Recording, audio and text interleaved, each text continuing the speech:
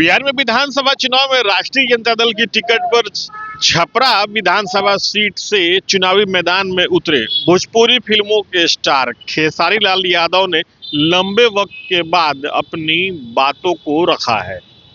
खेसारी लाल यादव ने एक तरफ जहां चुनावी बात कही, वहीं दूसरी तरफ उन्होंने पवन सिंह के ऊपर भी अपनी बातों को रखा। खेसारी का कहना था कि बिहार विधानसभा चुनाव में उनकी जो हार हुई इसके लिए कोई जिम्मेदार नहीं है, जनता ने जिसे चाहा उसे जीत मिली। इसके अलावा उन्होंने पवन सिंह के ऊपर भी बहुत सारी बातें कही। उन्होंने क्या कहा, आप उन्हीं के शब्दों में सुनिए। जो चुनाव हुए हैं उसके बाद आरजेडी के तरफ से कोई ऐसा जवाब नहीं दिया गया कि क्या हार का कारण रहा। आप कुछ बताना चाहिएगा कि क्या मुख्य रीज़न रहा। देखिए, हार का कारण मुझे नहीं लगता कि आपको नहीं पता होगा। हार का कारण पूरे बिहार को पता है और ये चुनावी चीज़ है। मुझे लगता है कि मैं ऐसे कलाकार ही सही हूँ और हम लोगों के लिए पॉलिटिक्स सही है नहीं। रीज़न ये कि यहाँ सच बोलने पे प्रॉब्लम है। यहाँ जो सच बोलेगा वो कभी जीवन में, मुझे नहीं लगता कि पॉलिटिक्स में वो बहुत आगे तक जाएगा। यहाँ सिर्फ झूठे वादे करना आपको अगर आता है तो आप पॉलिटिक्स में आओ। आपको दुनिया को सिर्फ बेवकूफ़ बनाना है तो आप आओ। हम लोगों ने सिर्फ ईमानदारी से अपने जीवन को लेकर चला है और हमेशा से हमने एक जिम्मेदार और ईमानदार दोनों चीज़ें हमारे अंदर थी, शायद तभी हम यहाँ तक पहुँचे।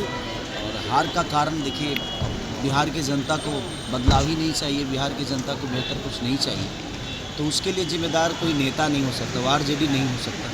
बल्कि मुझे लगता है कि वो जिम्मेदारी कहीं ना कहीं पब्लिक को उठानी पड़ेगी कि अगर उसको बेहतर बिहार चाहिए, उनको बेहतर बिहार अगर दिख रहा है तो सही है। बेहतर बिहार, मुझे लगता है कि मैं बेहतर हूँ और मैं बेहतर अपने जीवन में अपने बच्चों के लिए कर रहा हूँ। अगर बिहार के लोगों को भी अपने बच्चों के बेहतर के लिए करना है तो उनको बेहतर विकल्प के साथ ही जाना पड़ेगा। अगर वो नहीं जाना चाहते हैं, उनको लगता है कि हमारे लिए यही सरकार बेहतर है, तो भाई उनका अपना चुनाव है, उनकी अपनी सोच है, उसके लिए ना हम दोषी हैं और ना कोई सरकार दोषी है।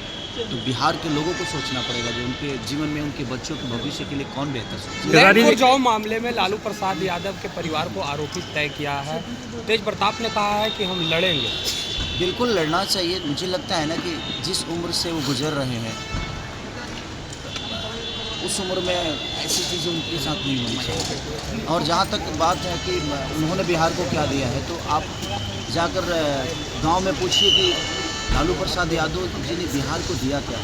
जो अधिकार हमें बोलने के लिए, खटिया पे बैठने के लिए, हमें अपनी आवाज़ बुलंद करके कुछ कहने के लिए जो उन्होंने दिया है आवाज़, जो छोटे वर्ग के लोग थे उनको जो आवाज़ उन्होंने दी है, मुझे नहीं लगता कि अगर वैसा नेता हमारे बीच में नहीं होता तो शायद हम आज भी किसी न किसी दबाव में जी रहे हैं। पर खेसारी जी जो आरोप लगे हैं तो क्या उसे आप बेबुनियाद मान रहे हैं? सच पूछिए ना तो आरजेडी के कई लीडर आरोप लगाना ना, अगर आपके पास पावर है ना भैया, तो आप कभी भी किसी पे आरोप लगा सकते हैं। कितना आदमी चीज़ों को, हर चीज़ वैध भी अवैध हो जाता है जब आपके पास सरकार नहीं होती है।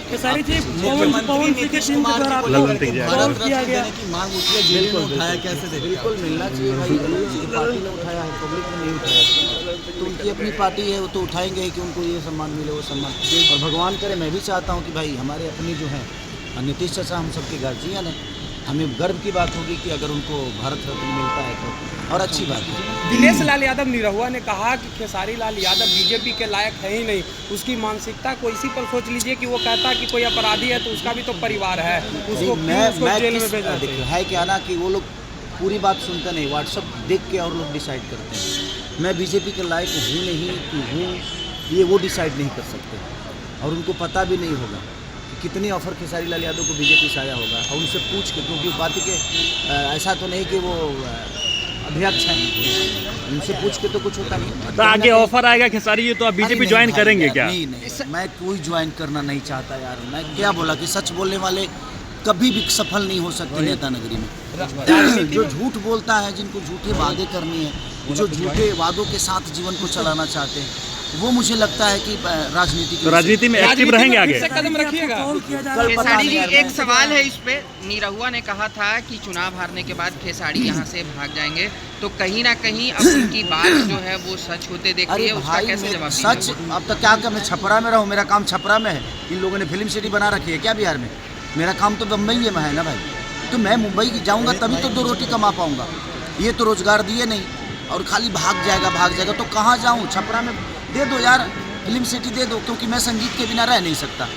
मेरे सोच में छपरा को बेहतर बनाना है, तो छपरा में रह के बेहतर नहीं बना सकता मैं कहीं कमाऊंगा तभी छपरा के लोगों का मदद कर पाऊंगा। और कमाने के लिए इन्होंने मेरे को फिल्म सिटी तो दिया नहीं, कोई चीज़ें तो दी नहीं यहाँ पे, तो मेरा सारा काम तो मुंबई में है, तो मैं वहीं जाके काम कर पाऊंगा। और मेरे बीवी बच्चे भी मुंबई में रहते हैं, तो भाई अब उनको भी, उनके बीवी बच्चों से उनको लेना देना तो है नहीं, बट मेरे बीवी बच्चों से तो मुझे लेना देना है ना भाई।